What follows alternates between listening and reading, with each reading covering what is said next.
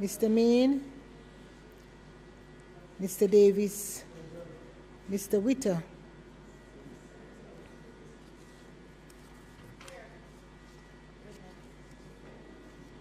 Mr. Brown, Dr. Brown-Burke, Dr. Charles, Mr. Chin, Mr. Clark, Mr. Cousins, Ms. Crawford, Ms. Daly, Ms. Davis, Mr. Golding, Mr. Graham, Dr. Guy, Ms. Hamilton, Ms. Hannah,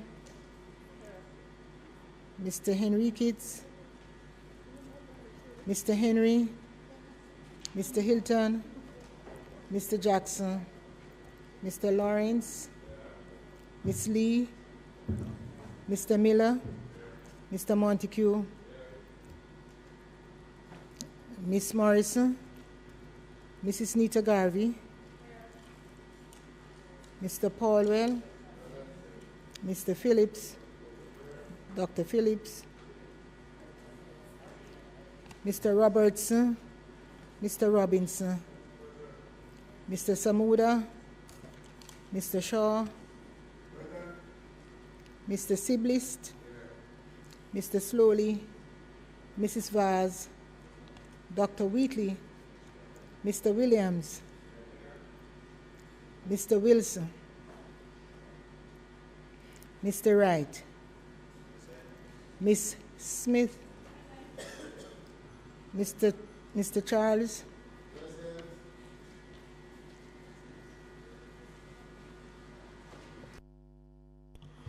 as usual, I want to welcome everyone to another sitting of the House of Representatives this afternoon. This afternoon we'll continue our sectoral debate, and our speaker this evening will be the Member of Parliament for St. Catherine Eastern, Miss Joyce Daly.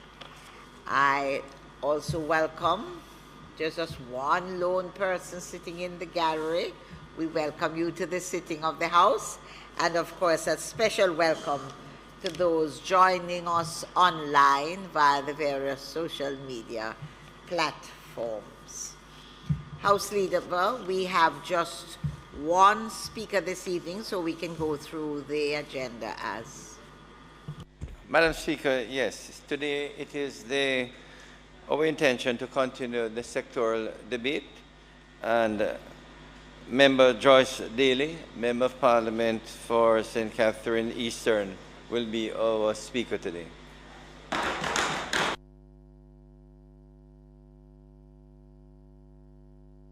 Statements by ministers,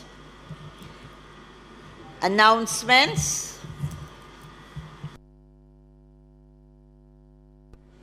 Laid on the table of the House today are the following. Ministry paper number 50 to 52 of 2023, entitled Cabinet Agenda Issues, dated January 6, 23 and 30, 2023.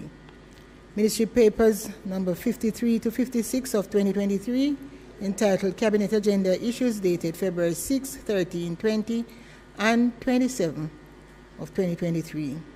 Ministry paper numbers 57 to 60 of 2023, entitled Cabinet Agenda Issues, dated March 6, 13, 20 and 27.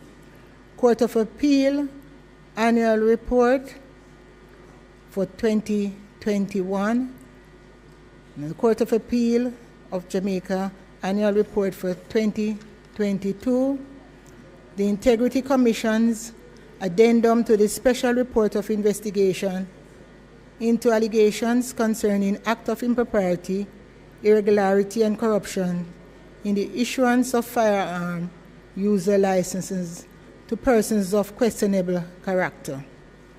The Auditor General's Department certified appropriation accounts for head 46,000, recurrent and capital respectively, for the Ministry of Culture, Gender, Entertainment and Sport for the year 2021 and 2022 respectively. and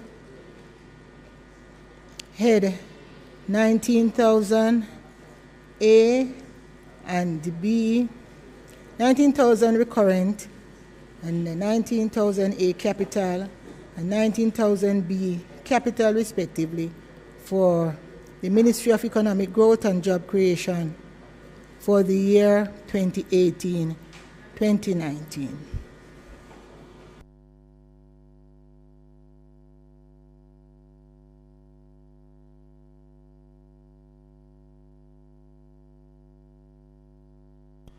Bills brought from the Senate, petitions, papers, reports from committees, notices of motions given orally, questions and answers to questions, motions that be made at the commencement of public business requiring notice, motions relating to sittings of the House, motions for leave to introduce bills, presentation of bills without leave of the House first obtained, public business. Madam Speaker, if I may, I believe I heard the clerk laying an addendum to a report on the FLA. Yes. I would seek your permission, once I do a quick read, if it is possible to make a statement on the motion of adjournment. It is very unusual for an addendum to come for a report that is over 1 year old. Okay. So I'm going to have a quick read. Very well. And seek your permission. Very well, member. Public business. Yes, public business, as I indicated, the main business for Member Dennis Daly to make her presentation, and at the appropriate time, Member Morgan can do so. Do what? Not Morgan, Montague, sorry, Montague.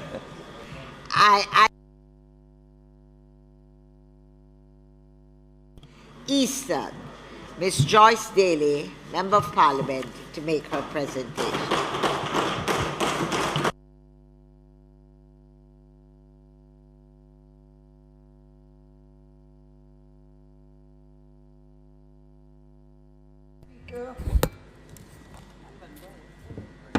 Madam Speaker, I really appreciate this moment. Madam Speaker, Proverbs 4 verse 23 states, "Guard your hearts above all else, for it determines the course of your life." Leadership is ultimately a product of the heart we have for others and the vision we have been called to lead. Madam Speaker, it is both an honor and a privilege to be here in this honorable House as a Member of Parliament representing the people of Eastern St. Catherine. I am also very proud, Madam Speaker, to be shadowing the portfolio of gender, culture, and social transformation. Madam Speaker, I must first say thanks to the Almighty God, the giver of life and grace, for continued strength and good health. Special thanks to my party leader, Mr. Mark Golding, for his support and his leadership. But most importantly, Madam Speaker, the people who put me here, the great and the most powerful. Yes, yes. The great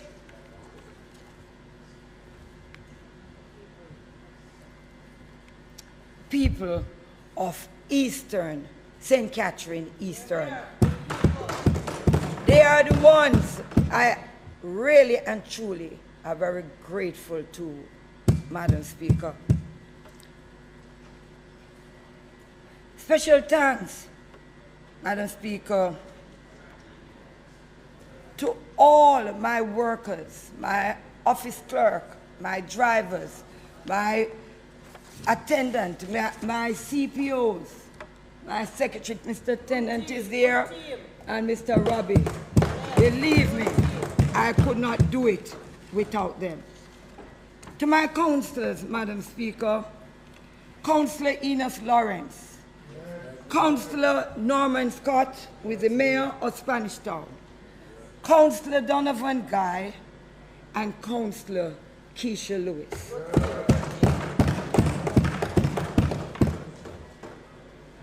To you, Madam Speaker,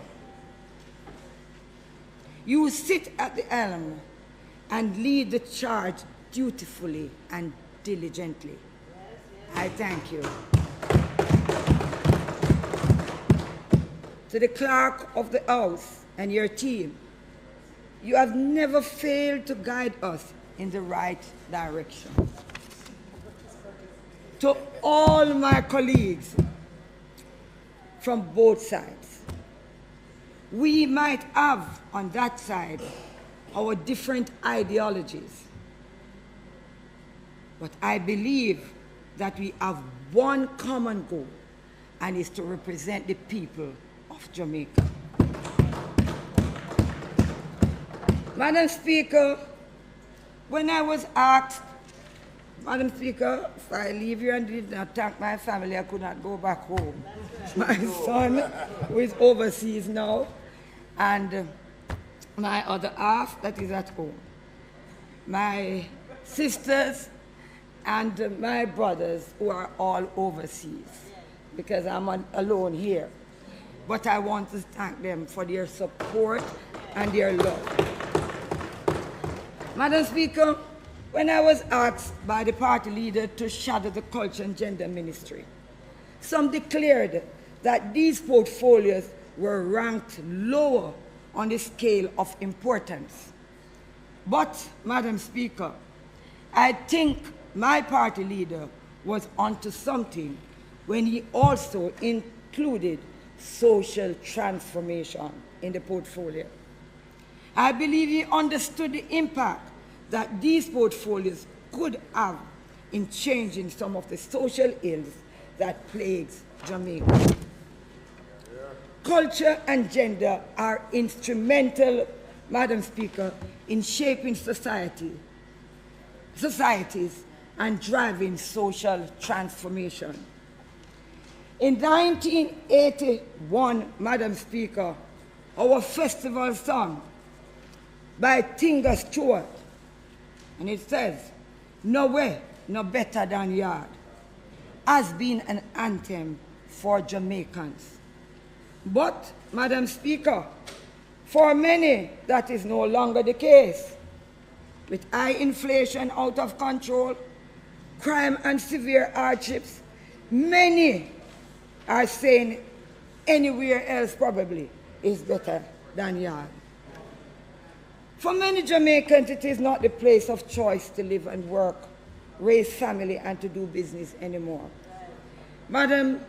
Many Jamaicans, Madam Speaker, feel that their economic and social status is regressing. And as a country, we are not progressing as we should. Madam Speaker, the promised change and prosperity is no more of a pipe dream than a reality. In this honorable House, Madam Speaker, we are so privileged to stand. Our primary job, Madam Speaker, is to look out for the interests of the people. Our only job is to hear their cry and find solutions to the problems they face.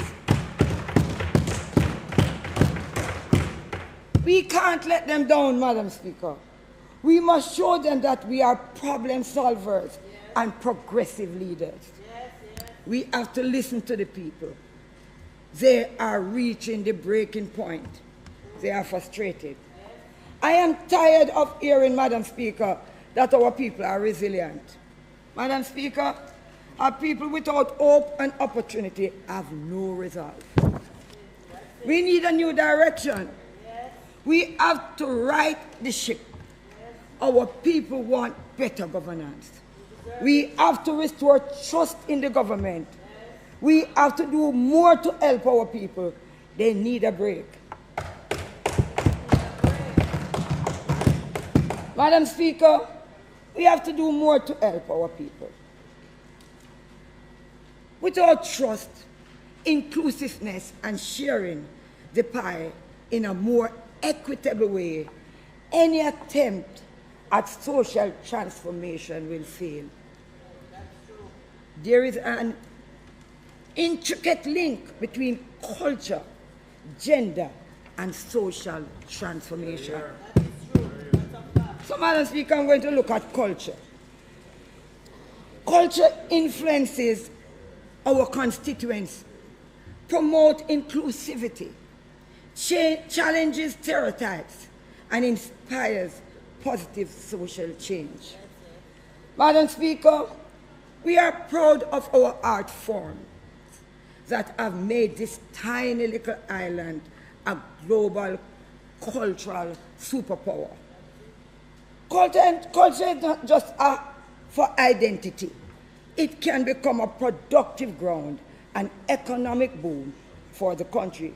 We cannot take our culture for granted.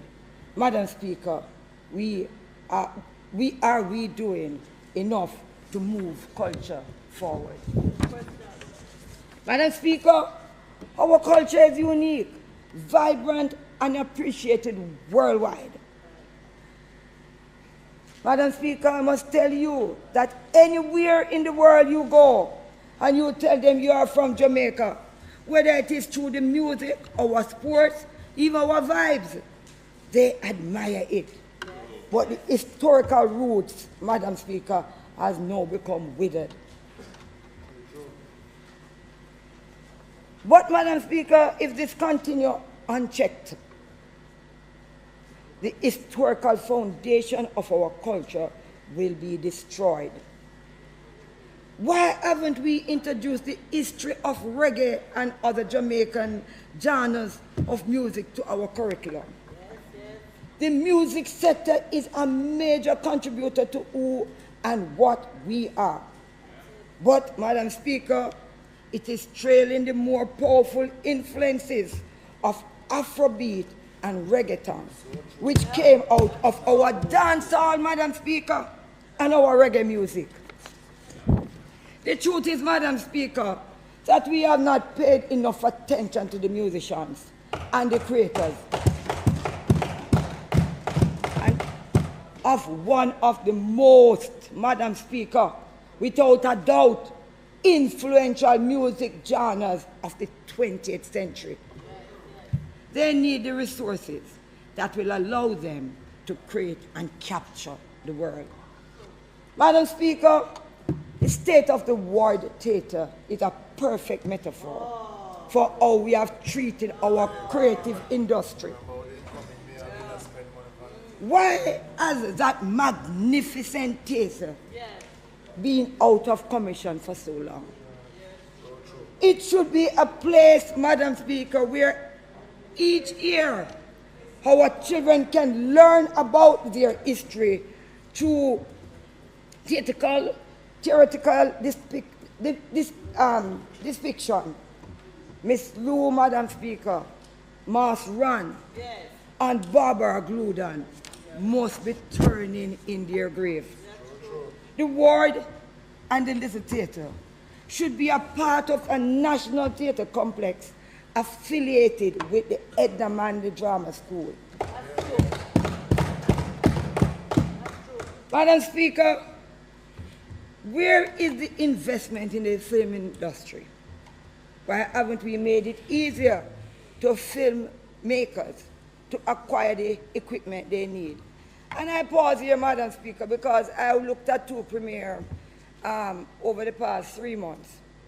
One with Sprague Benz and the other with Chris Martin. High quality. I believe that if we were to invest in this industry, Jamaica could be the next Hollywood. True. Where is the creative industry park with the film and music studios side by side? Can you imagine, Madam Speaker, how attractive and creative industrial park name of Bob Marley, Perry Ensel, or Trevor Rowan would be? Yes. Such a place would be an incubator for talents influenced by the best musicians and filmmakers. Music and film, Madam Speaker, could become a major plank of our economic development. Jamaica needs to find the resources to develop these industries.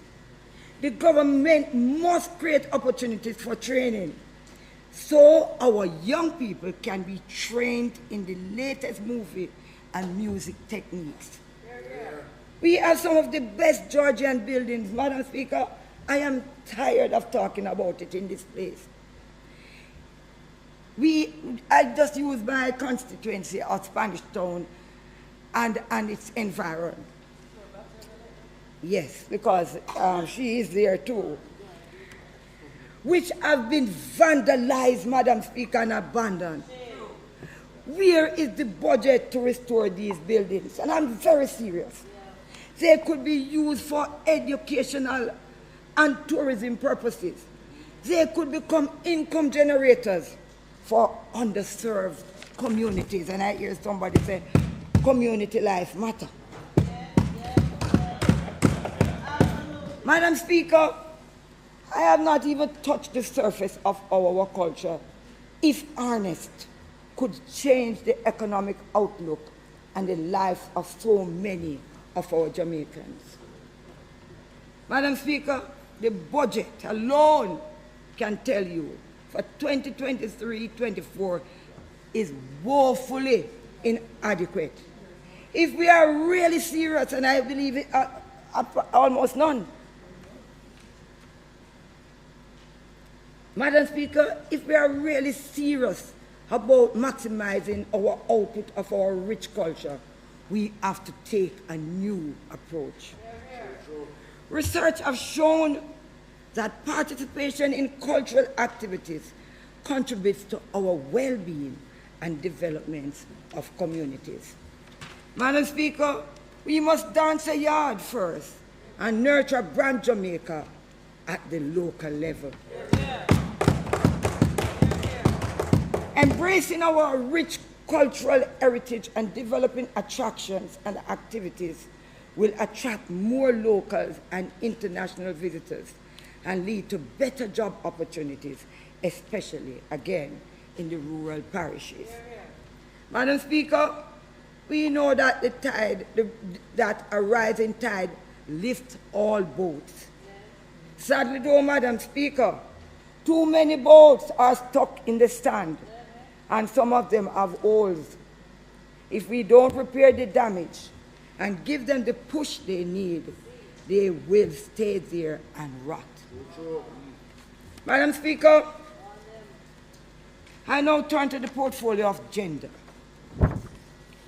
Madam Speaker, the Daily News stories and statistics tells a damning story of interpersonal relationships across this country.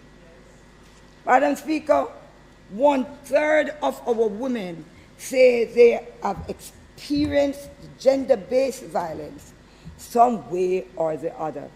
And Madam Speaker, we are not leaving out the men. Just this past week, it was reported that women initiate 40% of intimate partner violence. So, Madam Speaker, you realize gender-based violence is really a crisis. Much effort has been made, I'm not going to tell any lie, but gender-based violence remains an epidemic across this country. Madam Speaker, this culture of violence in our country will continue if we do not address the root causes. Our effort to address these issues should not be limited to talk shops. Right. We must actively engage citizens, including those from marginalized communities. Valuable, Madam Speaker, insight and solutions often emerge from informal conversations with individuals sitting on either the roadside benches or the corner shops in our communities. Madam Speaker, we must work on changing harmful cultural norms. Conflict resolution skills must be taught to every child. Teach our boys and girls to respect each other and find non-violent way to solve problems. Madam Speaker, public education must be expanded across various media platforms, featuring influencers, because you know people who can influence in a good way, from diverse backgrounds, who can inspire change among our people. Our legislative framework must be more effective in deterring violence towards our women and men. Madam Speaker, too often, small conflicts turn into big ones because there is very little mechanism to help them resolve disputes. I also believe, Madam Speaker, that soft approach can assist in deterring gender-based violence sometimes, as sometimes the hardcore approach sometimes does not always give us the good result.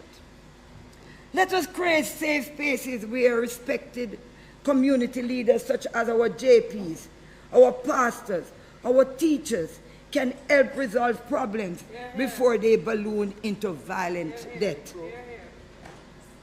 Madam Speaker, while there are national shelters, I believe safe spaces at the community level should be greatly assist in diffusing conflict. It is no secret that poverty, Madam Speaker, forced many, especially women, to stay in abusive relationships. We have to find a way to help these women find jobs or get marketable skills so they do not have to depend on their abusers. Madam Speaker, the high level of gender-based violence, especially against women, is a sign of deep problem in the social structure of our society. Madam Speaker, how do we train our young men differently and our women? These issues should be at the top of our agenda in this honorable House. Madam Speaker, in understanding the issues that continuously plague us, then we will be better able to combat these challenges. Madam Speaker, our aim is to eradicate issues of gender-based violence and foster gender equality. Madam Speaker, every Jamaican deserves the right to be heard, to live in peace, to have access to decent services, and to feel secure in their homes. We need the collective efforts of the government, the churches, and social organizations to form a national organization dedicated to promoting gender equality and addressing gender-related issues. Let us empower those who feel silent and inferior. Let us give them a platform to voice their experiences and their concerns. Madam Speaker, I now turn to social transformation. Madam Speaker, to have a cohesive and high-functioning society, we must create new conditions that will transform the lives of everyday people through economic empowerment, equal justice, access to services such as health, water, education, and personal safety. The transformation Jamaica needs now, Madam Speaker, work hand in hand with good governance. To achieve social transformation, it cannot be treated as a project. It must be infused into our way of life and all arms of government. We must take an inclusive approach to achieve the desired changes. Madam Speaker, as policymakers, we cannot just decide what is best for our people. We need to hear from our people about the challenges they face and the changes they hope to see in their communities and their country.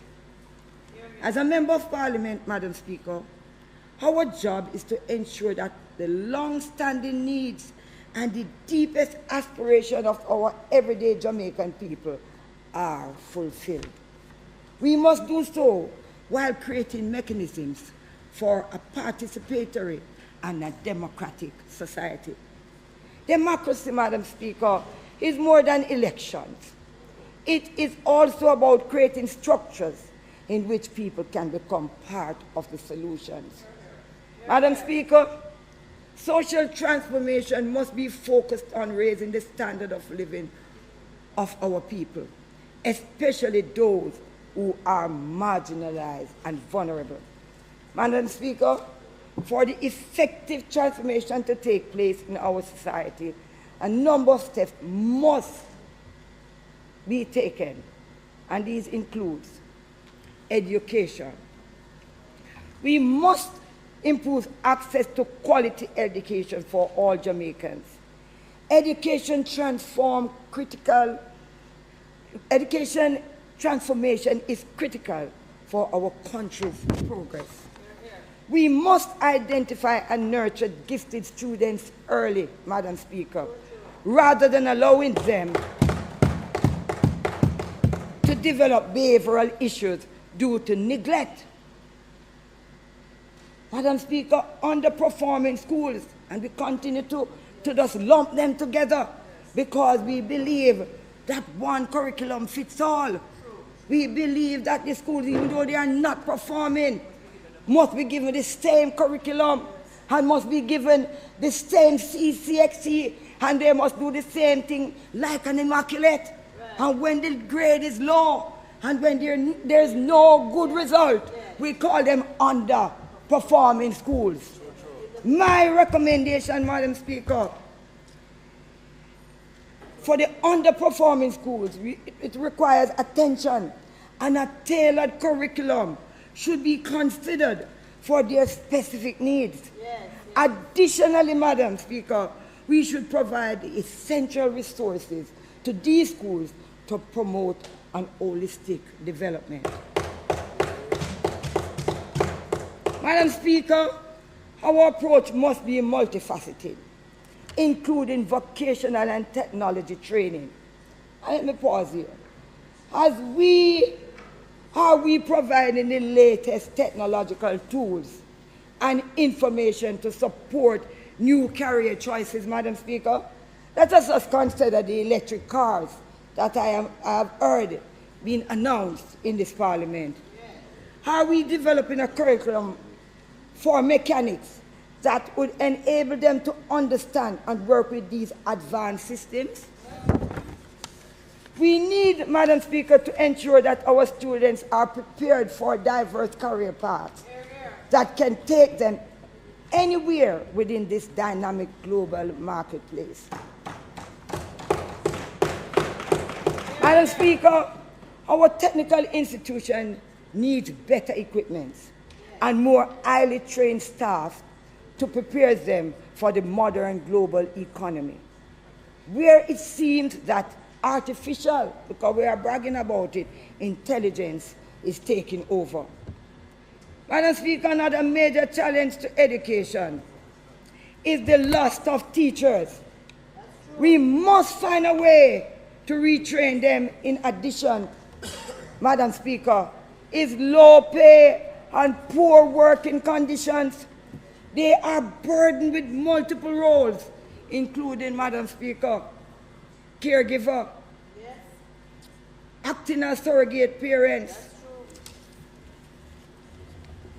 it is time to put social workers, Madam Speaker, in the schools. Madam Speaker, I am proposing that out of the 3 years of the education training for teachers, we use 1 year.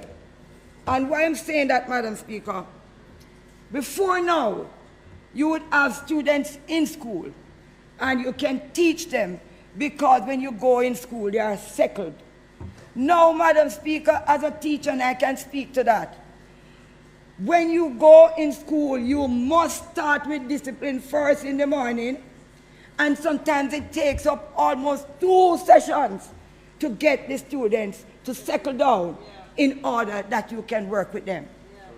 So my recommendation out of the 3 years in Teachers College, 1 year must be used to assist, to train teachers as social workers.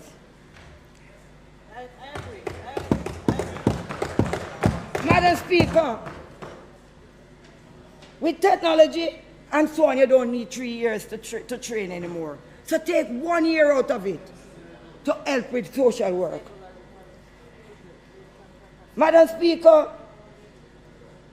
this skill would give the teachers the privilege to address and identify the day-to-day challenges that students face.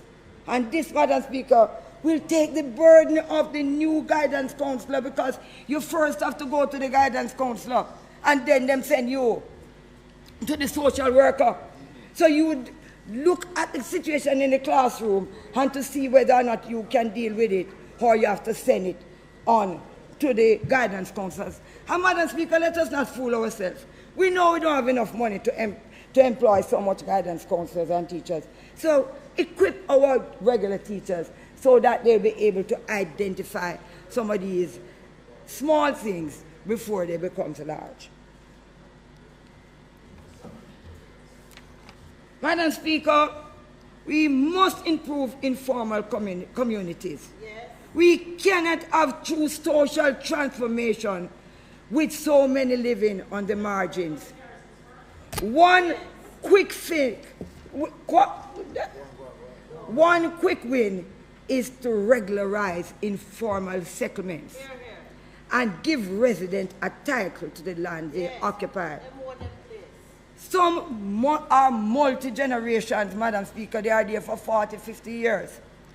I also, Madam Speaker, support the construction of self-contained apartment units for low-income families through a government housing program. Madam Speaker, we must develop proper infrastructure. Okay. Madam Speaker, I move to have the Speaker be given sufficient time to complete her presentation. Members, the question before the House is that the Member of Parliament speaking be given sufficient time to complete her presentation. Those in favour? Aye. Those against? The ayes have it. Yeah. Thank you very much, my colleagues, and thank you very much, Madam Speaker. Madam Speaker, we must develop proper infrastructure across the island, including roads, drains, electricity, and water supply. Madam Speaker, this is an area where the people are losing trust. They believe big contracts are given out for road construction repairs, and they believe the quality of work is so poor that soon after, and if there is a strong shower of rain, the roads fall in disrepair. Madam Speaker, let us look no further than Spanish Town Road and Marcus Garvey Drive.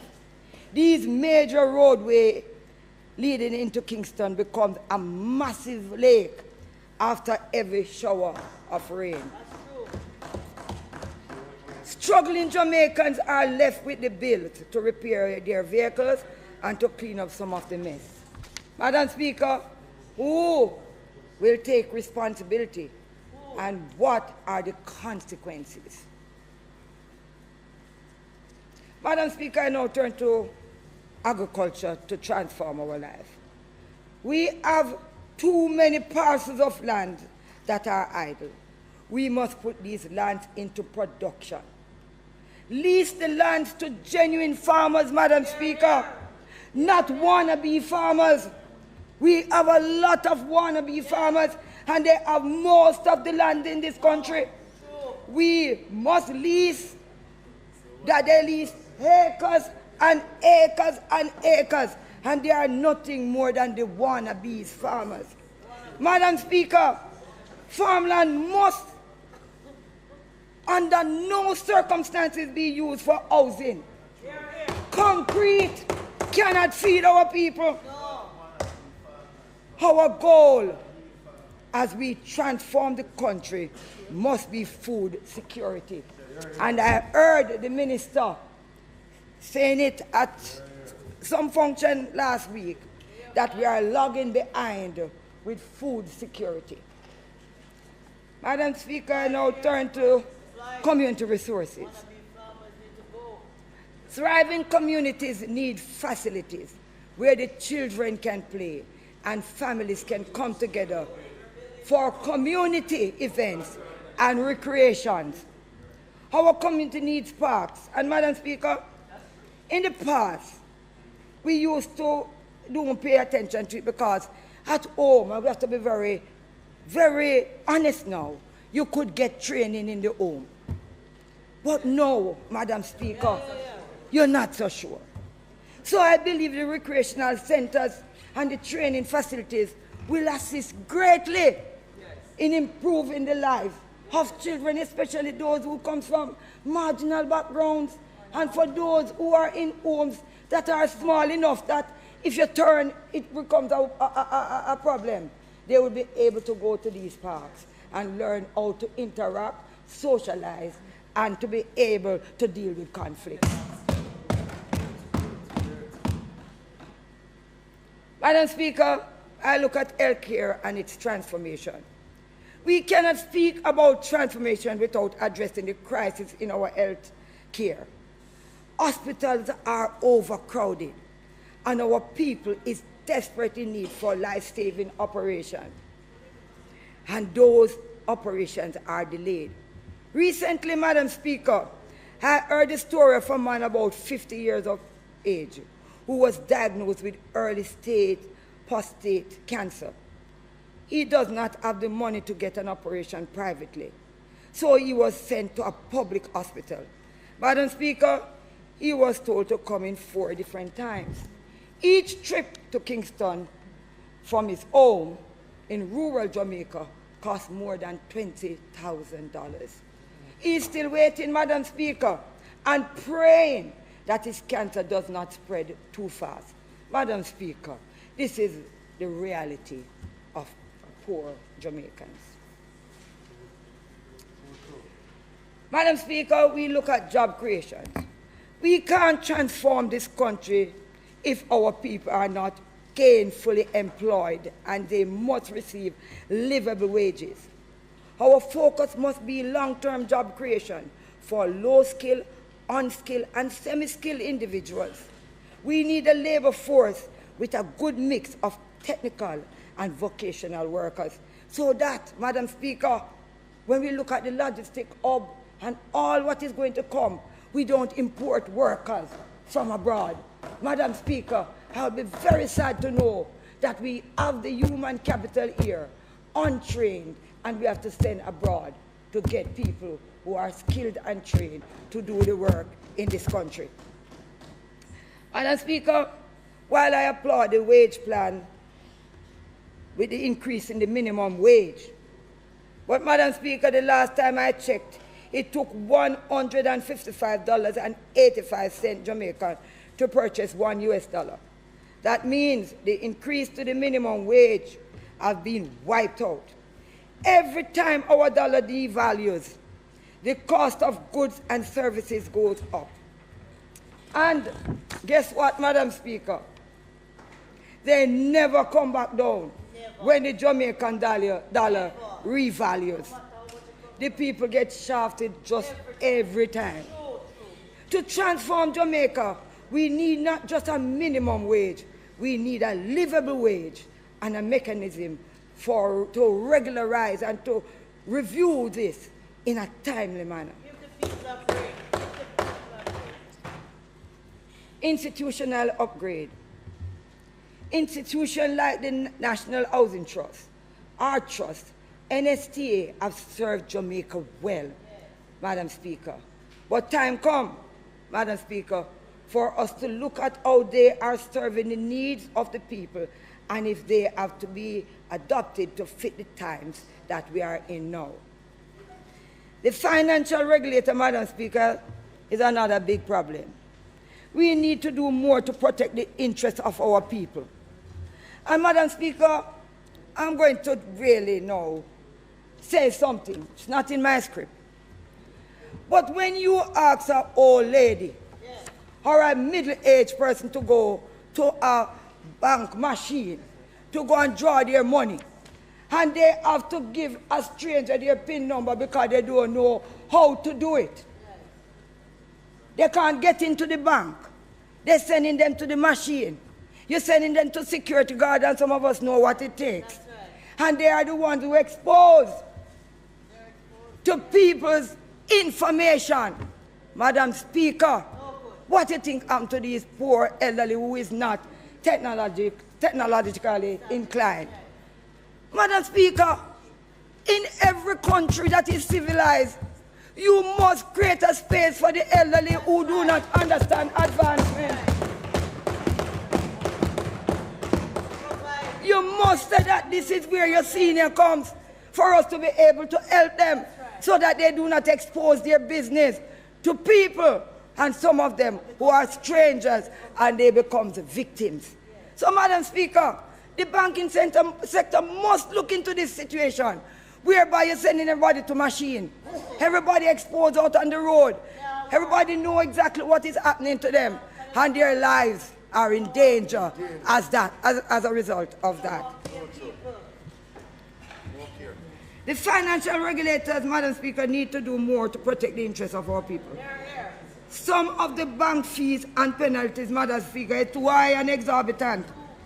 I hear our Member of Parliament talk about it and not conducive to creating a productive society. Madam Speaker, crime and violence. We were promised that we would sleep with our windows, our door open. Instead, Madam Speaker, we have to lock up and seek refuge behind burglar bars.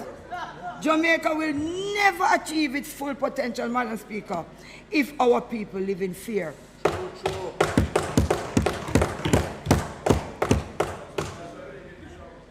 We have to strengthen our security forces and implement measures to address crime and violence in every community. Madam Speaker, I turn to an item now, the justice system for transformation. And I know our Honorable Minister wants to hear this. We must enhance and modernize our courts proceedings for civil and criminal matters. Madam Speaker, I know some things have been done, but to do proper transformation, it can't be a one-shot. I know, Madam Speaker, that some work has been done to transform the justice system. It is not enough. Why does it take, Mr. Minister, Madam Speaker, to a year to get your record expunged? We come in here and we brag. Some of the people believe tomorrow morning they would just go in and they would be able to click a button and get these things done. And Madam Speaker, I am looking at what is taking a year, especially for minor. It don't even say, well, you do the major ones, you're going to do whole heap of background check. But for minor things, and this technological age, when it is so easy to search records, this should not take more than 3 months, and that is long. Give these convicted for minors offense a chance to rebuild their life with a clean slate. Madam Speaker, access now to legal aid. Access to legal aid, I did say that, is another vexing matter, Madam Speaker. While legal aid is available, some persons either not aware or they don't know how to access these services. Madam Speaker, it is a fact. Madam Speaker, it is a fact.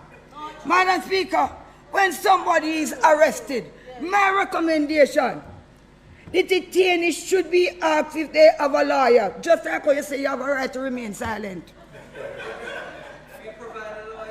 Just like how you ask, you must remain silent. I think they have something that we name something like the Miranda law in the US. In the US, where you remain silent, and when you say you must remain silent as a detainee, you should be asked if you have a lawyer. And if they don't have a lawyer, they must be advised. Madam Speaker, can you protect me here, please?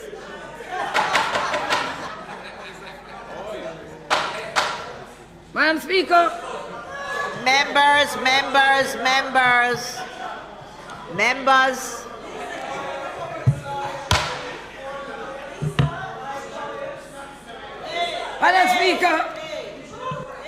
Madam Speaker, they should be asked, and I'm very serious about it, you know, because I'm passionate about people's rights. They should be asked if they have a lawyer. They should be asked. They don't, and if they don't have a lawyer, they must be advised immediately. No, they don't get any. They don't know what to ask for. And that's what I'm telling you. But Madam Speaker, you know what's happening in this country? Let me tell you what is happening in this country. In this country. In the different government agencies. There are so much things for poor people to get, but they will never tell them. It is into fine print. Madam Speaker, we need public education to tell people is that it's our duty in here to make sure whatsoever. Madam Speaker, yes, right. As Madam Speaker, Madam Speaker, you're getting like a protection here, Madam. Yes, you're right.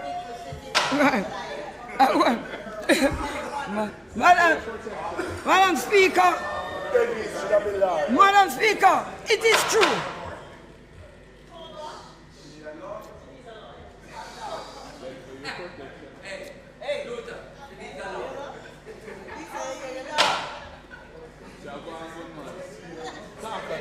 Madam Speaker, it is a fact. If you go to NIS, if they want to tell you, they tell you. Anywhere you go to as agencies, and some of you MPs over there know the truth. Because they come to our offices when they don't get through. And guess what? They do not have the cadre of legal aid. So we need to make sure that when that is being said to them, we appoint somebody, because some of them in court for long without representation and can't get bail because there's nobody. Well, all right. Madam Speaker, I have a constituency. I have a whatever it is that every day, people come to me. And when you send them back, it's that time they tell them. When you send them back, Madam Speaker, and say, go back to the court, go to the clerk of the court, tell them that you don't have a lawyer because I cannot manage anymore. And Madam Speaker, you see the salary that them said big if me get it this month, it ain't gone in a whole lawyer fee already. Madam Speaker. Madam Speaker. No, Madam Speaker. No, on a point of order. Madam Speaker, on a point of order. Every person charged with an offense, even when they go to the police station, a duty counsel is available, an attorney to assist them with legal aid is available. Not one attorney can say we owe them $1 because we have more than enough money to pay every single attorney. Madam Speaker, what is more, we have so much money available that we are now begging people to access the services of the Justice Ministry. Member, you just tell all of them call 888 Justice and get information. Madam Speaker, sometimes when you call 888 Justice, it go beep, beep, beep.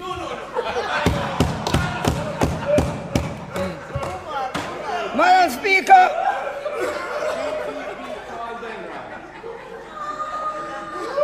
Madam Speaker, they must have a right to legal representation. Madam Speaker, all I'm asking the minister to do now, because you have done some things, this must be standardized with standard in law enforcement practice. That means once they are detained, they must be told. Just like what you say, you have a right to remain silent. Tell them same time, and do not tell them and leave them. Tell them and give them. Madam Speaker, I don't want you to tell me that my time run out, so let me go on. Social welfare system. While we have some long way to go, our social welfare is still lacking. We have done some work, Madam Speaker, and I wouldn't say we don't do some work. Too many elderly persons, children and other vulnerable persons struggle to get basic nutrition. Madam Speaker, nutrition is a serious problem in schools right now. Proper shelter and decent health care. Programs like the PATH need to be restructured, and I'm going to say something about PATH now that I hope you don't vex. Madam Speaker, when you're going to a home and somebody give you a little TV, or one little two-burner stove, and you hear that because you have a TV and a two-burner stove, you're not qualified. It's true. Come on. We need agreement. We are here to represent.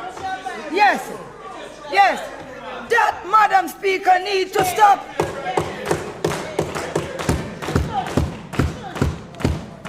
You get a TV and you get a little fridge, and then you hear say you're rich.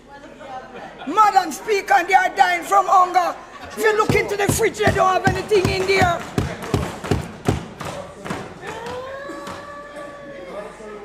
We have to restructure the PATH program to better serve our citizens who are most in need.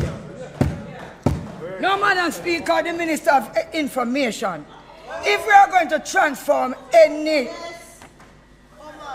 this country, Madam Speaker, the Minister is going to play a very critical and vital role in any transformation program. Because, Madam Speaker, you can't be transforming things to people and people don't know. It must lead the public education charge. That's right. Encourage, and it's not a joke. Yeah, we are in here making all kinds of things that people don't know because no information. The participation. Exactly. Have to be defended. That is true. Madam Speaker, the participation of people focus on our freedom of speech. And that cannot be just speaky spokey. It must be in the language that every Jamaican will understand.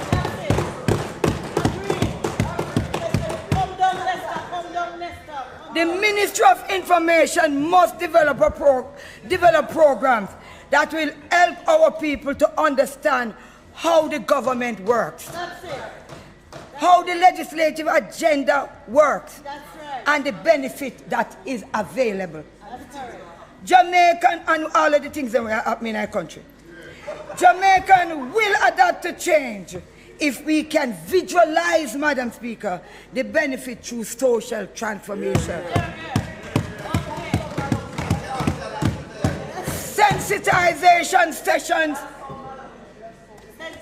Sensitization sessions and educational programs will be critical in informing and re-educating our citizens on the path to national development. Instilling positive values and attributes in our children are also vital for social transformation in Jamaica.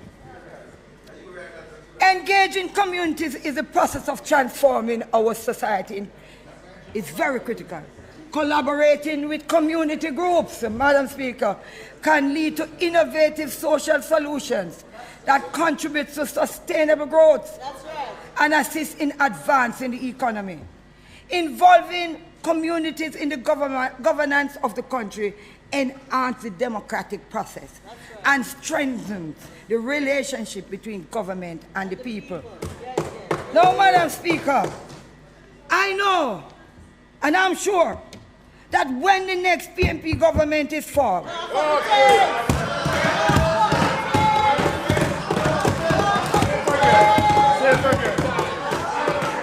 Madam Speaker, when we form the next PNP government, we will set the groundwork and is determined to transform institutions to better serve the people and improve their standard of living. Madam Speaker, I now turn to something that we glorify. And I don't see the Queen in here anymore. I don't know what happened to the King. Picture. But, Madam Speaker, our long-awaiting Republican status.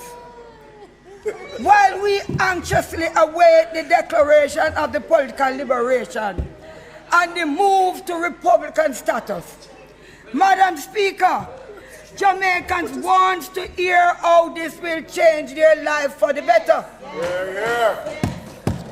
The government must explain how our lives, our community, our schools, our healthcare system, and recreational experiences will be transformed. True. Madam Speaker, will we keep the Privy Council, or will the Caribbean Court of Justice become our final appellate court? All of this, Madam Speaker, must be explained to our people. The government must refrain, Madam Speaker, from making any hasty decision on this process. Madam Speaker, approach each step with deliberativeness and always with the interest of our people. Madam Speaker, this move should not be about a political legacy, but about our people and their growth and development. Madam Speaker, in closing, yes, ma'am. The late, Madam Speaker, the late, great Honorable Michael Manley, in his budget speech on May the 2nd, 1973 says, change is the willingness to look at your systems and have the courage to know what is wrong. More More, Madam Speaker, more is not change. Change is to reorder the values of your life. Change is having a vision of a new hope for society. Change is to have courage to invest something now in sacrifice so that tomorrow's people may be free. Jamaicans, Madam Speaker, Jamaicans know what sacrifice is. The freedom of our ancestors was taken. That is the ultimate sacrifice. They faced the mighty British Army and the powerful slave owners in their fight to end slavery. Leaders like Norman Mandela pushed for a new constitution that granted full adult suffrage. Madam Speaker, the struggle and sacrifice of the people has always led to transformation. In the 70s, the people faced down external forces and stood with Michael Manley. Through their sacrifices, we got equal pay for equal work, and every Jamaican child born out of wedlock was given legitimacy and status.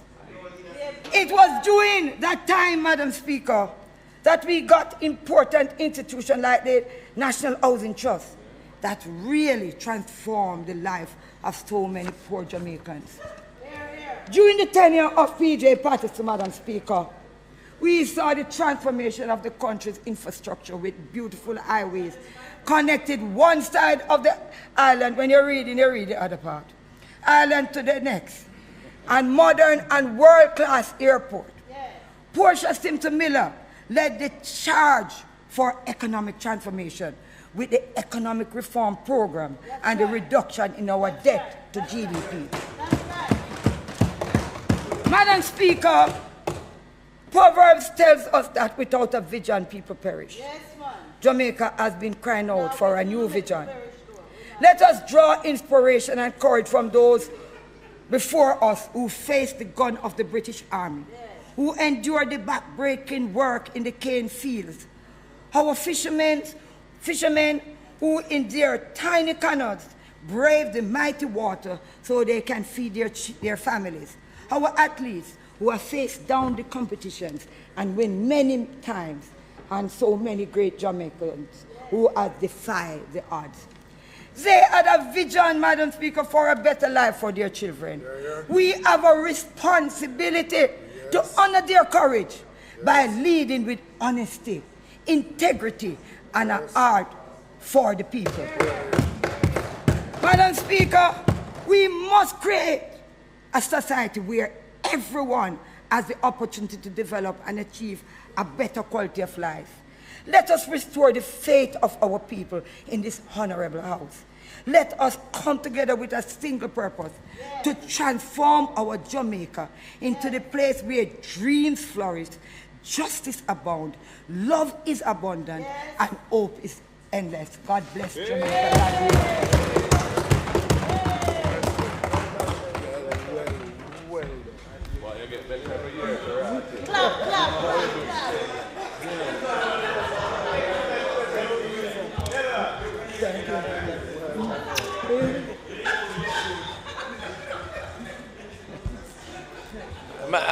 Madam Speaker, we would certainly like to thank Member Daly for their effervescent presentation. Effervescent presentation. Madam Speaker, I now ask that the sectoral debate be suspended. Members, the question before you is that we have the suspension of the sectoral debate. Those in favor? Those against? The ayes have it.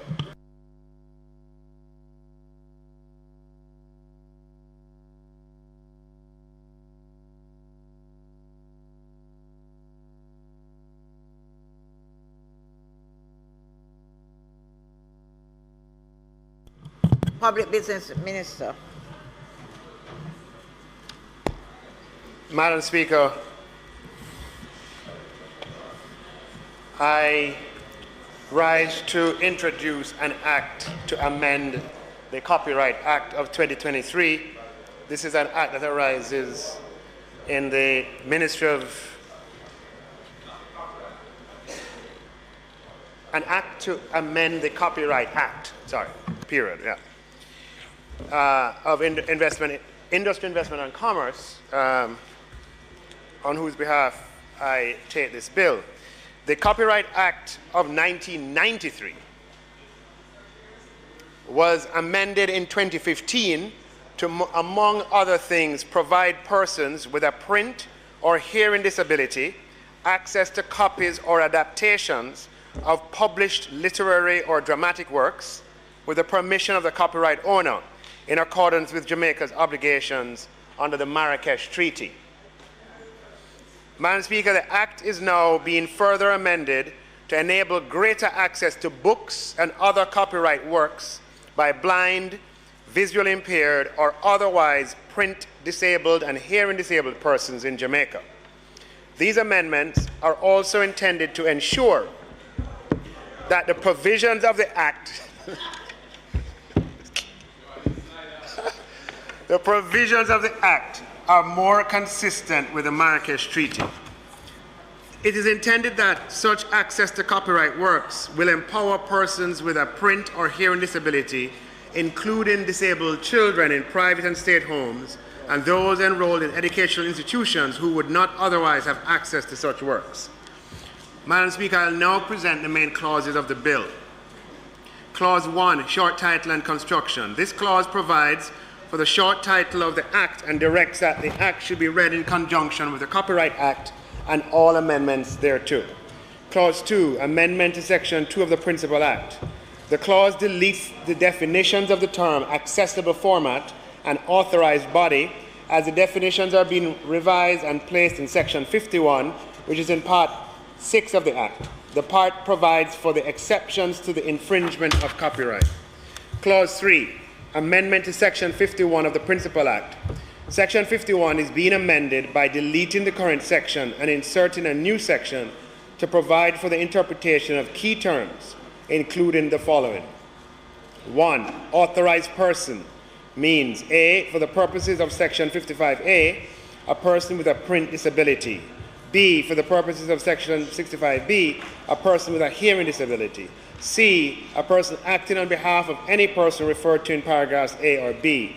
D, an authorized body or an organization acting on behalf of an authorized body. 2, authorized body means the Abilities Foundation of Jamaica, the Jamaica Association for the Deaf, the Jamaica Council for Persons with Disabilities, the Jamaica Society for the Blind, the Ministry with responsibility for education, and the National Library of Jamaica, to name a few. Authorized entity means an entity in another contracting party to the Marrakesh Treaty other than Jamaica that is authorized or recognized by the government of that contracting party to provide education, instructional training, adaptive reading, or informational access to persons with a print disability on a non-profit basis. 4, Marrakesh Treaty, this is still in the definitions, means the Marrakesh Treaty to facilitate access to published works for persons who are blind, visually impaired, or otherwise print disabled, adopted at Marrakesh on the 27th day of June 2013. Further, subsection 2 defines who is considered to be a person with a print disability, and subsection 3 defines who is considered to be a person with a hearing disability. Additionally, subsection 4 allows the minister to designate other organizations to be an authorized body. Clause 4, repeal and replacement of Section 65A of the Principal Act. This section allows a person with a print disability or an authorized person to do the following without the consent of the copyright owner. 1, translate, adapt, or reproduce in Braille, large print, or other accessible format copyright works. 2, perform in public a copyright work, either live or in another accessible format. 3, make access, obtain, import, supply, distribute, make available, and use accessible format copies of all copyright works. 4, take any intermediate step to facilitate the making, obtaining, or supplying of accessible format copies. 5, assist a person with a print disability to make and use an accessible format copy of a copyright work, provided that the person with a print disability has lawful access to that work or a copy of that work. 6. Obtain accessible format copies of copyright works from an authorized body or authorized entity, including by non-commercial lending or by electronic communication, by wire or by wireless means, provided that the accessible format copy obtained is used only for the benefit of persons with a print disability. And 7. Distribute or make available accessible format copies to an authorized entity, or another authorized body, or a person with a print disability in Jamaica, or in a contracting party to the Marrakesh Treaty, provided that prior to the distribution or making available of such copies, the originating authorized person did not know or have reasonable grounds to know that the accessible format copy would be used for persons other than persons with a print disability. Clause 5. Repeal and replacement of Section 65B of the Principal Act. This section allows a person with a hearing disability or an authorized person to do the following without the consent of the copyright owner. 1. Translate, adapt, or reproduce in sign language or other accessible format copyright works. 2. Perform in public a copyright work in sign language, either live or in another accessible format. 3. Make access, obtain, import, supply, distribute, make available, and use accessible format copies of all copyright works. 4. Make subtitled films or broadcasts. 5. Take any intermediate steps to facilitate the making, obtaining, or supplying of accessible format copies. 6. Assist a person with a hearing disability to make and use an accessible format copy of a copyright work, provided that the person with a hearing disability has lawful access to that work or a copy of that work. 7. Obtain accessible format copies of copyright works from an authorized body, including by non-commercial lending or by electronic communication, by wire or by wireless means, provided that the accessible format copy obtained is used only for the benefit of persons with a hearing disability. And 8. Distribute or make available accessible format copies to an authorized body or to a person with a hearing disability in Jamaica, provided that prior to the distribution or making available of such copies, the originating authorized person did not know or have reasonable grounds to know that the accessible format copy would be used for persons other than persons with a hearing disability. Clause 6. Insertion of Section 65C and 65D in the Principal Act. Section 65C, conditions for accessing copyright works.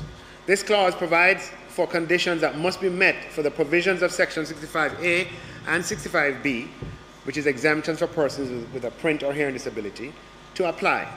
These conditions include: 1. The authorized person who intends to undertake any of the activities referred to in Section 65A and 65B must have lawful access to the copyright work or a copy of that work.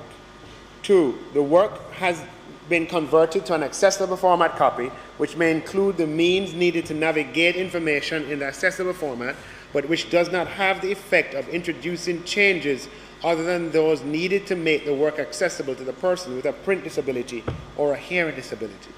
3. The accessible format copies are supplied exclusively to be used by persons with a print disability or hearing disability. 4. If any person with a print disability or hearing disability to whom the copy is to be provided is required to pay for the copy, the payment required is no higher than a sum consisting of the cost of the production of the copy and a reasonable contribution to the general expenses of the authorized person with no element of profit. Section 65D, protection from infringement of copyright. This section provides that the circumvention of a technological protection measure for any of the purposes referred to in Section 65A and 65B shall not be deemed a commission of an offense or infringement of any copyright in the work. The memorandum stipulates the key objectives of the Act.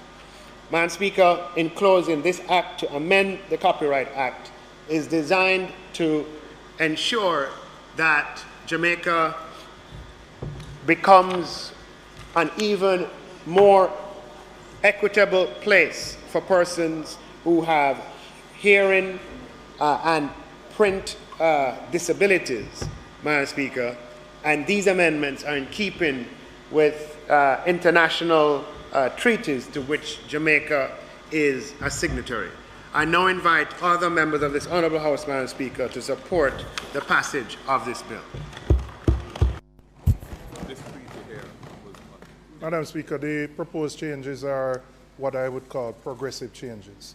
We're seeking to expand access to those who are from the, what we may term, differently able community, blind and other persons who have disabilities, to ensure that they can access content, but also that their own content can be developed. So this is the type of legislation that we certainly would support, and we hope that the members of that community can take full advantage of it.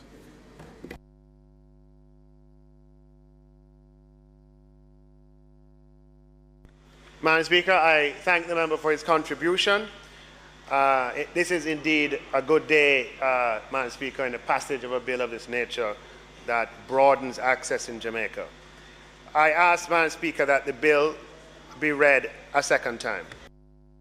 The question is that the bill be read a second time. Those in favour? Aye. Those against? The ayes have it.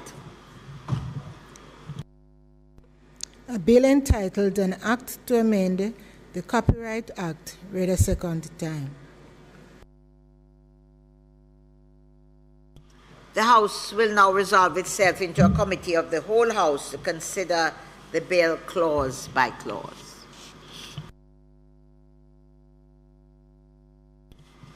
Members, I put clause 1. Those in favour? Aye. Those against? The ayes have it. I put clause 2. Those in favour? Aye. Those against? The ayes have it. I put clause 3. Those in favour? Aye. Those against? The ayes have it. I put clause 4. Those in favour? Aye. Those against? The ayes have it. I put clause 5. Those in favour? Aye. Those against? The ayes have it. I put clause 6. Those in favour? Aye. Those against? The ayes have it. I now put the title and the enacting clause. Those in favour? Those against? The ayes have it. Members, the question, therefore, is that I report the bill to the House as having passed committee stage without any amendments. Those in favour? Aye. Those against? The ayes have it. Go ahead. Madam Speaker, I now ask for third reading of the bill. Member. Sorry. I do report the House as well to the House that the bill has passed committee stage with no amendments. Question is that the bill be read a third time. No. Just before the question is put, Madam Speaker. The question has been put. Well, the bill, I just announced for the bill to be read a third time. May I make some observations, Madam Speaker? Not for changes, obviously, because you've just gone through the committee stages. There's some comments, mainly to the minister or the ministry, about the state of the bill and where it is. Could you create my indulgence just a minute or two? Go ahead. Thank you, Madam Speaker. Madam Speaker, sorry, I actually was just having a quick consultation with someone from the community, from the disabled community, because I had some information and just needed some clarity. And the point has been made, Madam Speaker, and I think it bears consideration, that the consultations that are necessary for a bill of this nature affecting the community has not really happened, And we're passing the bill. For one, we have not signed the bill, the treaty itself. The legislation is moving, which for good reason sometimes that happens and needs to happen.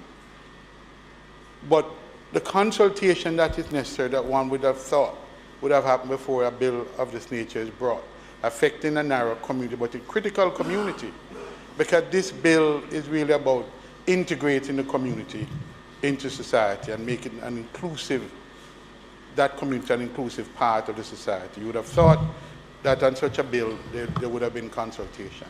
There has been none, if at all. And I think that needs to be remedied. We just listened to the presentation just now from your colleague Denise Daly, who decried the fact that so often we do these things in Parliament and the very beneficiaries that the intended beneficiaries are not even aware of what it is that we are passing in their, for their benefit. This is one example. We have not signed the bill, the treaty. We have not given them the public education on the bill, and those are defects that must be corrected if we really intend to benefit the affected community. And it's very important, Madam Speaker.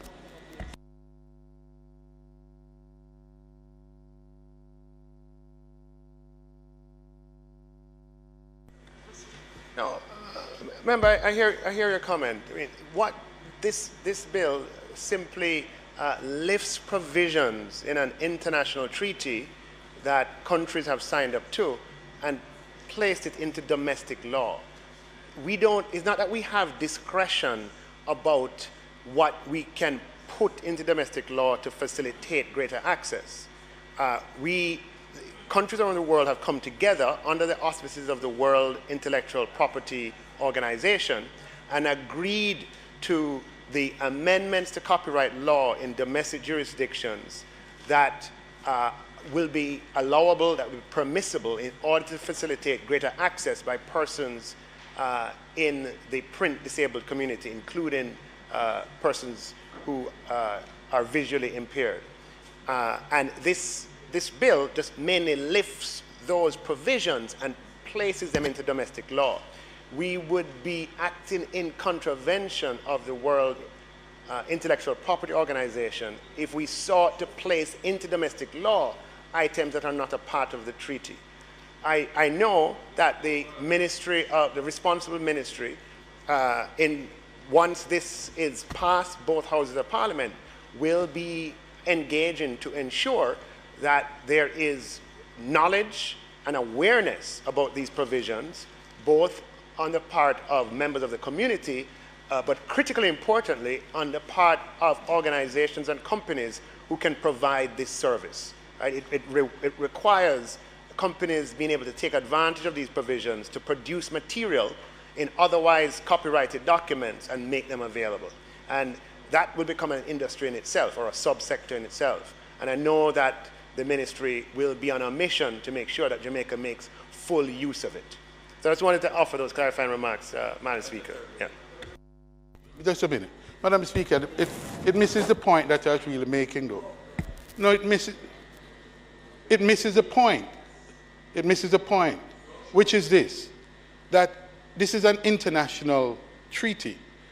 I understand that's why there's no objection about putting it in domestic legislation for the benefit of the affected community. But there's another component of this treaty. It's a treaty for the reason that it's a cross-border arrangement. And whatever the material that we may produce in Jamaica, some of that material can be either exported or imported into Jamaica. And this treaty allows for that.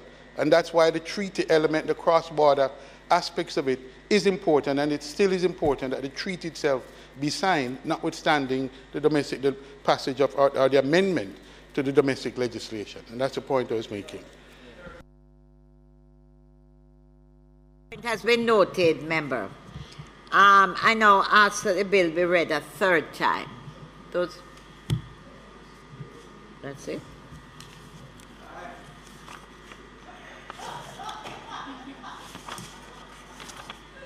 That's it. So what, the bill has been passed now?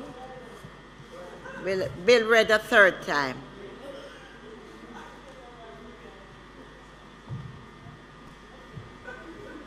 A bill entitled An Act to Amend the Copyright Act read a third time and passed. Good.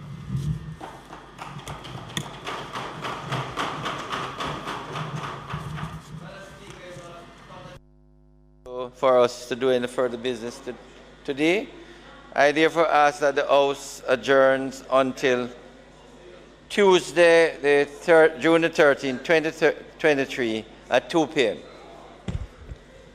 I know the member asked permission, but just before you stand, member, I want to remind all of us that there is the continuation of the midterm training for all of us as parliamentarians. That will continue next Tuesday. You're reminded to join in and refresh your minds and brains. Member, you wanted to raise something, you said? Yes, Madam Speaker, on the motion of adjournment. Madam Speaker, thank you very much for this opportunity to address this matter of national importance as it concerns the Integrity Commission and whether it carries out its investigative functions in a manner that is fair, impartial, and thorough. This is relevant to every civil servant, every teacher, every policeman or army officer, every public servant, every Jamaican who falls under the Integrity Commission Act. Last year, Madam Speaker, the Integrity Commission tabled a report after a review of the Firearm Licensing Authority between 2012 and 2018. This report was laid in March last year in this Honorable House. At that time, Madam Speaker, I indicated that the report was incomplete. The passage of time has proven me correct. If it was complete then, why was it necessary for the Integrity Commission now to lay an addendum to the report after 1 year? Yes.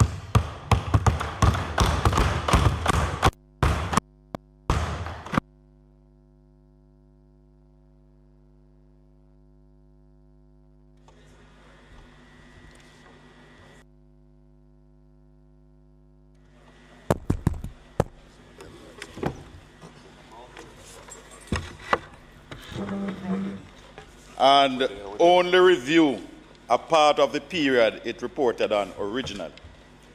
Significantly, Madam Speaker, the report then, in its recommendations, did not ask for any action to be taken against me in the discharge of my duty as the Minister of National Security.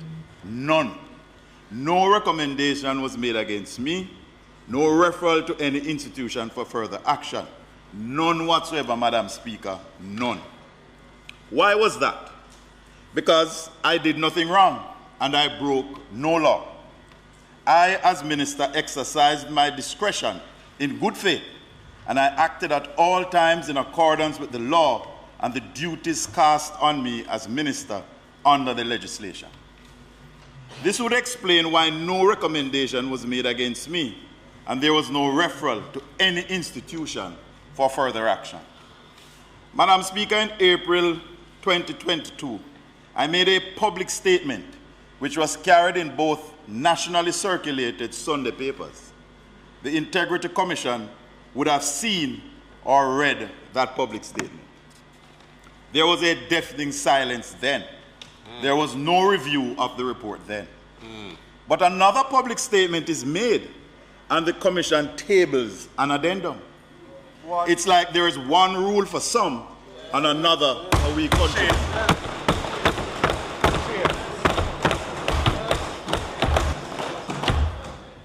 Madam Speaker, this demonstrates bias, yes, malice, and prejudice. Absolutely. This demonstrates that the investigative process of the Integrity Commission is unfair or biased and shows a lack of even-handedness as they act differently in certain circumstances depending on which person is being investigated. Yeah, no credibility. No credibility.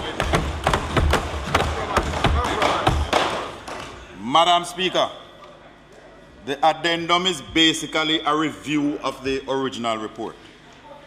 So tell me, how can a judge, having passed a sentence, turn around 1 year later and add to his verdict?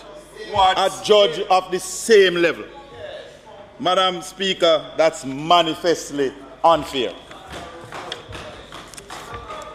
Furthermore, they did not review the whole period, but only a section, and then slammed the door shut, stating in the addendum that they will not disturb the rest of the report. What? What? Madam Speaker, no new information was sought or given. My quick read shows that they made the decision on information already in their possession. I, I, Madam Speaker, provided information to them in my public statement, but I was not good enough to merit a review. This is clearly prejudice, bias, and malice.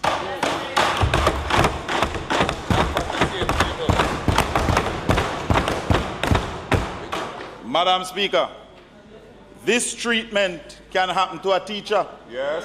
a policeman, a member of the JDF, a civil servant, a permanent secretary, every member of this House.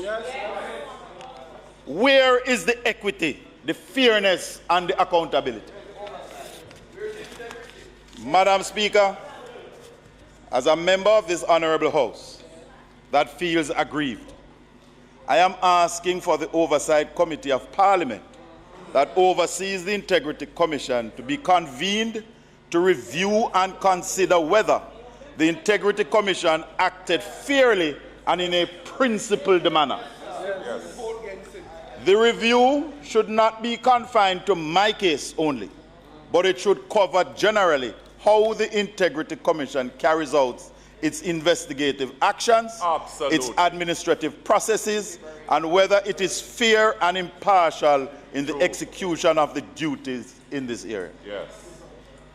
Further, I am asking that the Joint Select Committee reviewing the Integrity Commission Act be asked to consider amending the legislation to give the ordinary citizen, the ordinary Jamaican, the policeman or woman, the army officer, the civil servant, the permanent secretary, and the teacher a mechanism of review and to remove the bar against taking the commission and its officers to court to seek redress. Madam Speaker, every Jamaican is entitled to preserve their good name and reputation. Absolutely.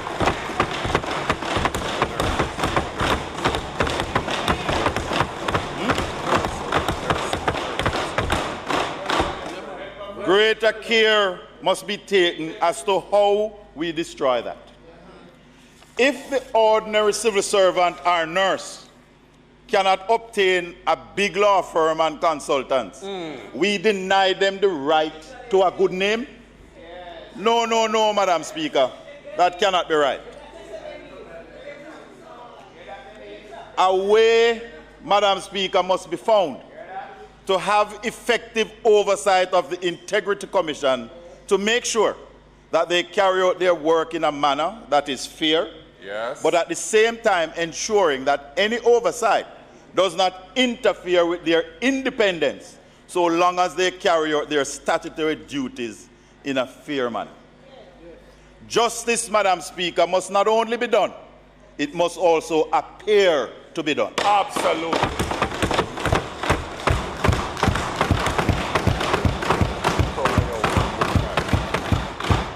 Madam Speaker, our system of justice guarantees your innocence until you are proven guilty in a court of law.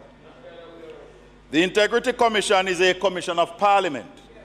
Therefore, it must act honorably, fairly, and justly as it wields awesome powers which can adversely affect the reputation of persons who are investigated by it. Yes. Ordinary Jamaicans who fall under the preview of the Act must have an accessible means to vindicate their reputation when they have been treated unfairly by the Commission. An opportunity under the law must be given to the ordinary citizen for the right for their opinions to be heard. Yes. Madam Speaker, a report should be sent to the affected party and their comments should form a part of the final report to be laid in Parliament. That, Madam Speaker, That's is right. basic justice, which is the right to be heard. That's right.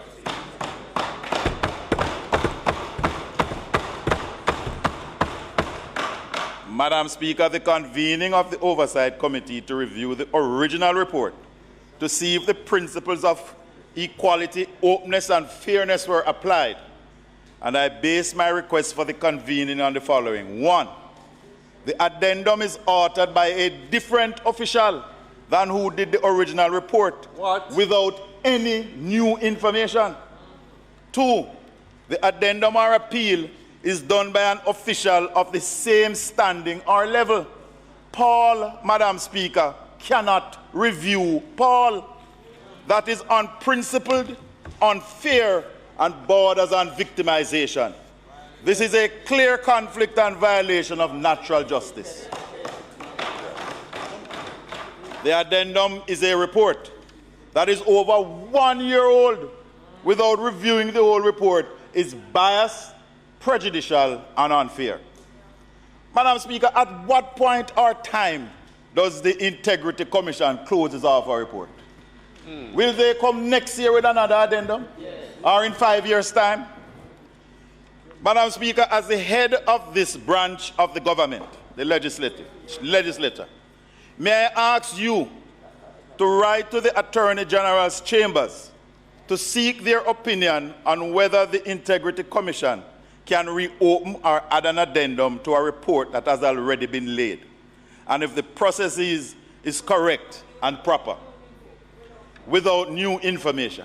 So, Madam Speaker, I am urging you to consult with the Attorney General. Madam Speaker, we need this review to restore the confidence of every government worker, every teacher, every nurse, every police and army officer, every Jamaican and public servant who fall under the preview of this act, so that we may have their hope restored and their confidence gained in the Commission. And that whether you are rich or poor, from uptown or downtown, town or country, there is one rule, one law, one Jamaica. Equal rights and justice. Madam Speaker, I thank you for the time and the indulgence. Thank you.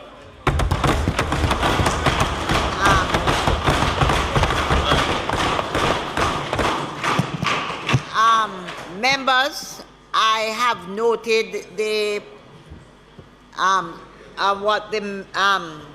contribution of the member, and in keeping, and I also noted that there were, on both sides of the aisle, all our members of parliament were clapping in agreement. And, well, not all, with the exception of two. With the exception of two members. All members of this House, because I'm sitting here and looking, and I have been requested by the leader of the opposition to speak. And so I have noted that the members on both sides have been in agreement and in keeping with the standing orders, because this is a motion on adjournment. I'm looking at 11.4. I am Madam allowing Speaker, I withdraw that request. He doesn't wish to speak anymore. Okay. Well, I am in keeping. In keeping, he has a right to withdraw. In keeping with the standing orders, 11.4, I will allow 3 members, and I see 2 hands. I was giving the leader first.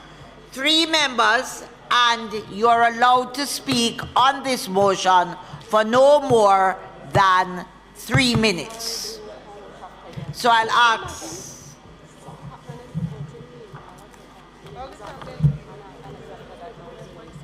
No, I don't see it, but you can give.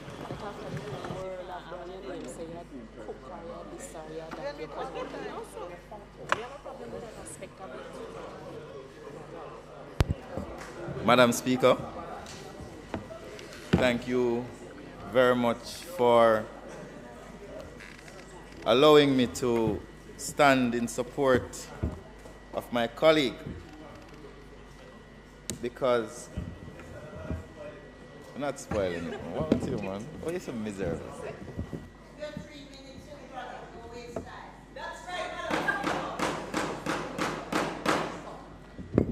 No. The reason I think I need to speak, Madam Speaker, is that in supporting my colleague, I realize that we have seen a trend in behavior, and I refer specifically to a press release that was issued by the Integrity Commission on June 6, where the Commission made allegations that statements I made could mislead the public.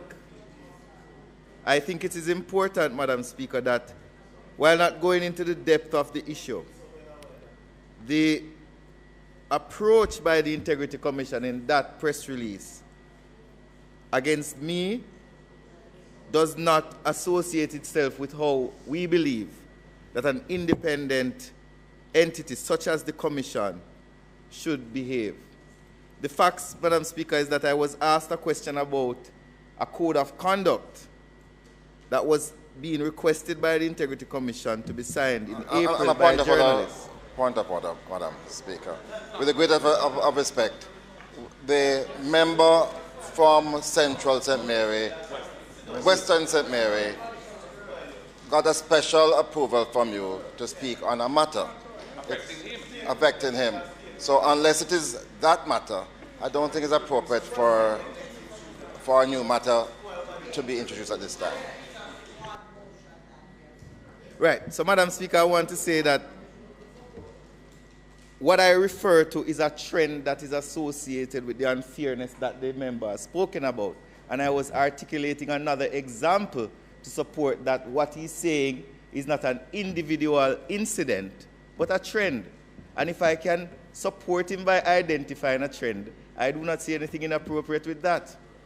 And I was pointing out, Madam Speaker, that his incident is a part of a continuing act where certain behaviors by the Integrity Commission demonstrate that they are not meant. So while my colleague may try to stand up and say whatever he wants to say, I think it's appropriate that I raise the point. And I appreciate your intervention. Madam Speaker, the point I was making is that the Integrity Commission has been in public speaking about which cabinet minister has not signed a code of conduct. Yet, no cabinet minister, other than the Prime Minister, has been furnished with such a code by the Integrity Commission. In their letter, they have said that they will continue to release the names of those who have not signed without even consulting us as to what is in the code, what are our rights and responsibilities based on the code. And Madam Speaker, I think it's a continuing approach by the Commission where it disregards the rights and due process and fairness associated with persons that they are interacting with. And it's why I have to stand up, Madam Speaker, and support my colleague in his statement. Thank you very much. Of your position, are you now exercising because I gave? Yes. Would you like to wait until after the member here? It's okay? Good. Thank you, Madam Speaker. Madam Speaker, the member for Western St. Mary, on the motion for adjournment, raised a matter which has impacted him personally. It was in the nature of a personal statement, which normally persons don't respond to in the procedure. But given the way it has unfolded as being on the motion for adjournment rather than under the provision for giving a personal statement, I just wanted to say a couple of things. First of all, this addendum addresses an objection to the content of the report insofar as it, in a misleading way, omitted evidence that was given to the Commission. And they have chosen to issue an addendum to respond to that. And as it happens, they agree with that criticism and they have corrected it in relation to the matters raised by that person. In relation to the rest of the report, which largely affects the member for Western St. Mary in his then capacity as minister, the addendum says the Director of Investigations sees no reason at this time to disturb the remainder of the report of the former interim Director of Investigations. The report had been done by a predecessor.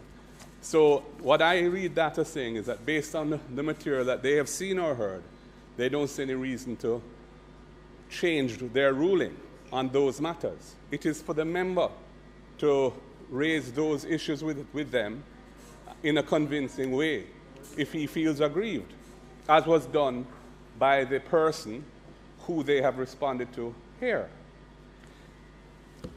So I hope he will avail himself of that opportunity. I know that he's seeking an opinion from the Attorney General's chambers, via your office as to whether, when a report is tabled here, that means that the jurisdiction of the Commission comes to an end in relation to whether they can issue an addendum or not. And we will await the Attorney General's ruling on that. I would just say generally, though, there's a trend I'm seeing from that side to attack the Integrity Commission. There have been attempts to, there have been clear attempts. Members,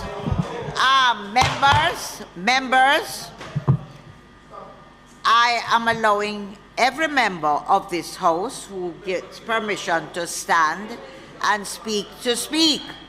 I have already indicated to this House and to the public that as the Speaker sitting here, when the member from St. Mary got up to speak, I carefully noted that every member of this House, on this side and on that side, barring 3 persons, were shaking and hitting their desks in agreement.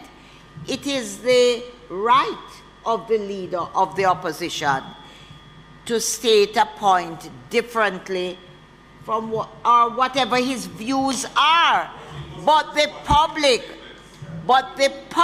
and I have said, the public will take note that members of this House on both sides, but he's entitled to his own view.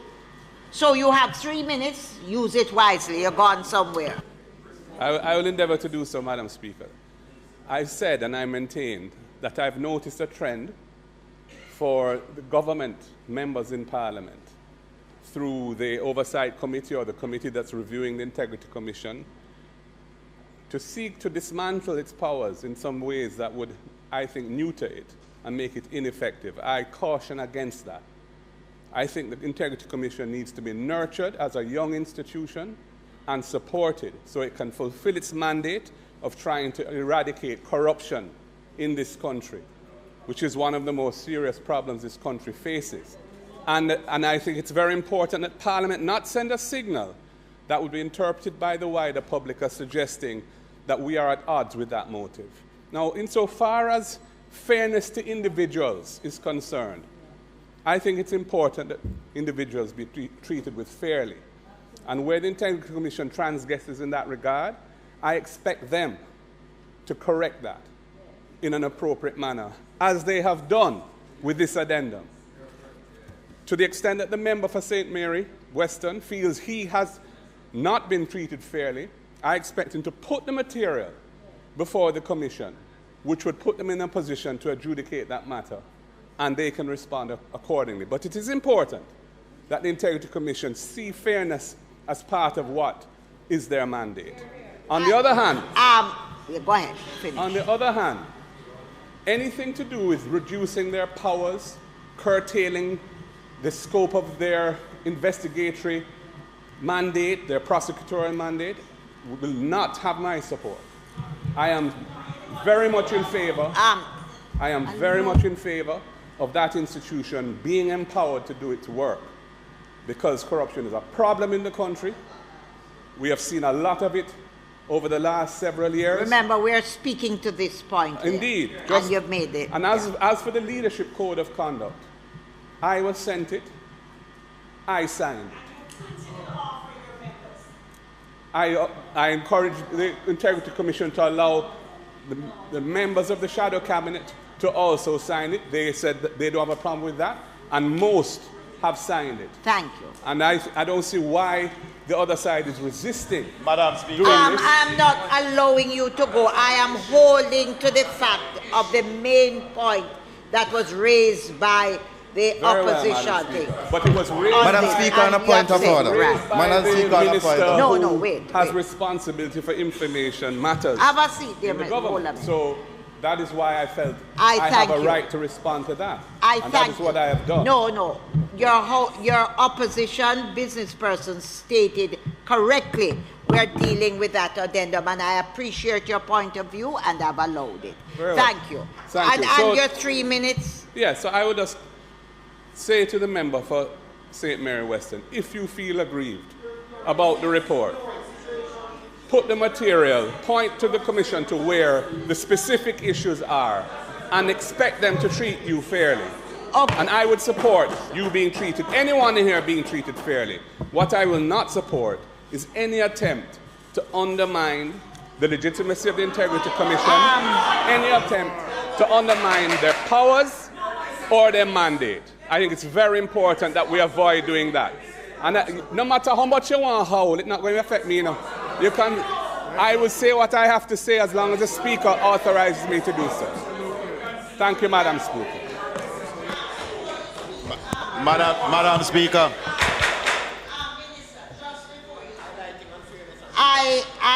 I allowed you on the basis that we're dealing with a particular fact. You are the first person who asked for permission. I gave you the permission. You said you didn't want it. You have used it. And in fact, you have gone over and above what it is we have agreed to. But may I, as a Speaker of this House, when you talk about the government side trying to minimize or whatever it is with the Integrity Commission, may I remind this House and this country that it is this government that passed the Integrity Act. And hold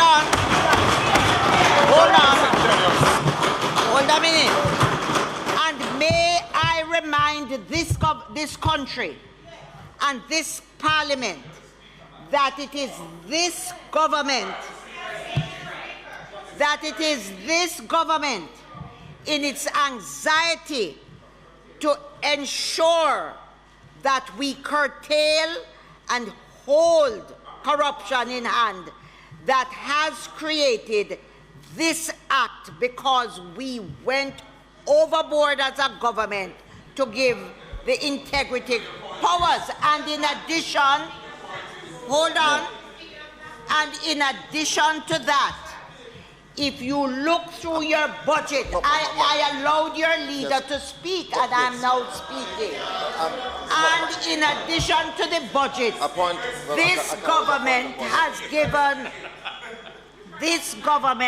has supported financially all the requests necessary to make the commission effective. Madam Speaker, you know, the last speaker, Mr. Golden, I am merely stating a fact. I am stating a fact. I am sitting here. Members, just a minute. Members, will you please? Members, I ask you, a matter was raised on the motion, and the leader of the opposition asked to speak. He went overboard, but he has a right, as I said, to his opinions. Now, having said something, I am merely indicating in his overreach, as to the opinion, that he mentioned this side of the aisle, and I'm saying that this is a government that instituted the Integrity Commission, has financed it, and will continue to support it within the ambit of the law. A member from South St. Andrew was very warm and fulsome in his support of my position for justice, fairness, and equality. And I thank him very much for those. But however, Madam, to continue on the same trend, a quick read of the report. He has advised me as an eminent attorney at law, and I will take his advice, that I should write to the Integrity Commission. The addendum clearly says that the other persons did not write. They made a public statement on the 3rd of May, 2023. Exactly. And Madam Speaker, I made a public statement.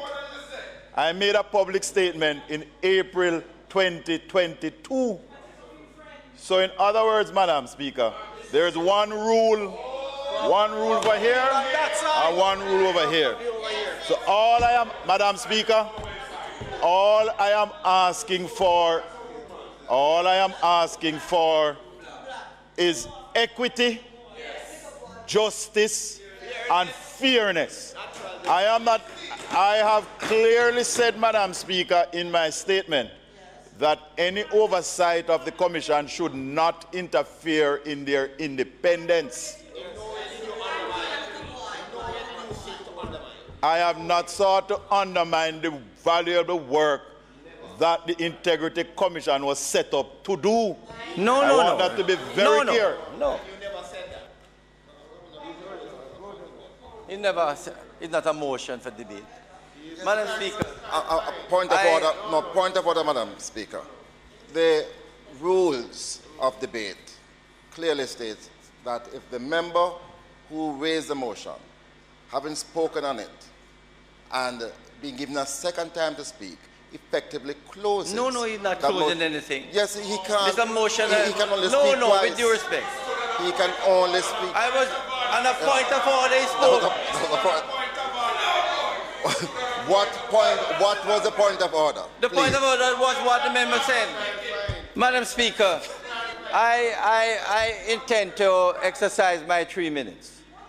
First of all, Madam Speaker, the matter of corruption is a major problem for this country. This Parliament needs to be united in terms of removing corruption from our country.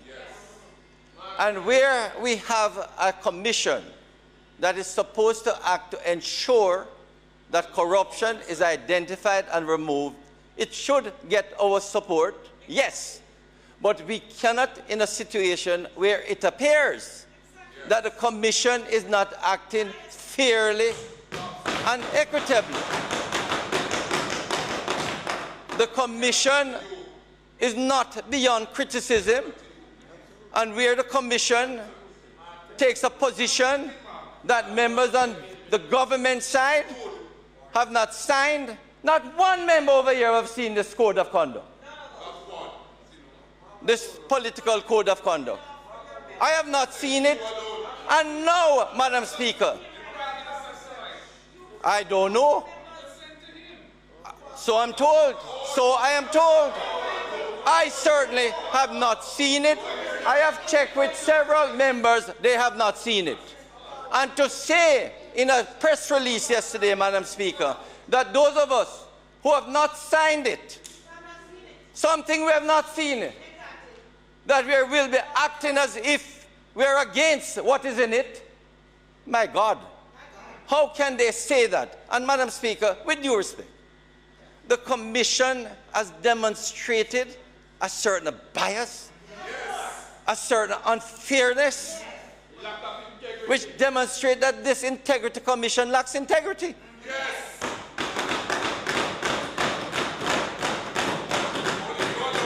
And with due respect, Madam Speaker, you can give repeated instances. In January of this year, they sent a report on Petrojam, where the Director of Corruption Proceedings, in the letter signed by Greg Christie, that rule that no action will be taken against anyone.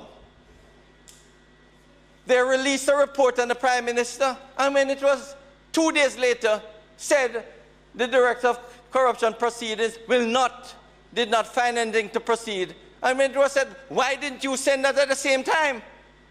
It could not be sent at the same time.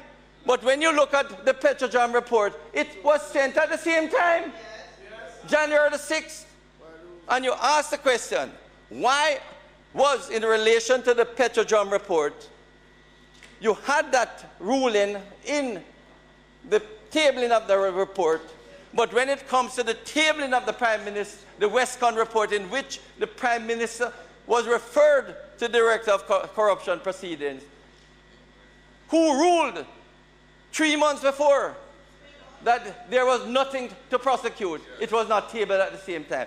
What caused the Integrity Commission not to publish it at the same time, just like the Petrojam report? And I ask Madam Chairman, Madam Speaker, the Integrity Commission needs to get its act together. It is clearly acting in a manner which has been perceived by the people of Jamaica as not being fair. And the sooner it gets its act together, the better for Jamaica. And if it can't get its act together, it is time for them to take action in the interest of the Jamaican people, because the people of Jamaica and this Parliament, certainly on this side of government, don't have trust and confidence in its report. When it can publish a report and a year later revise it, and at the same time not comprehensively revise it, what is happening, Madam Speaker? What is happening? What is the equity in revising a report when you do it for a member but not another member? Madam Speaker, the Integrity Commission needs to apologize to the people of this country for its behavior.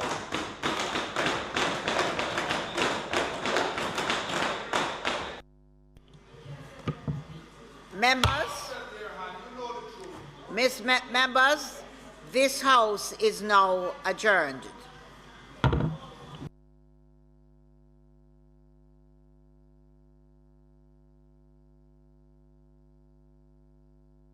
Members, the House is adjourned.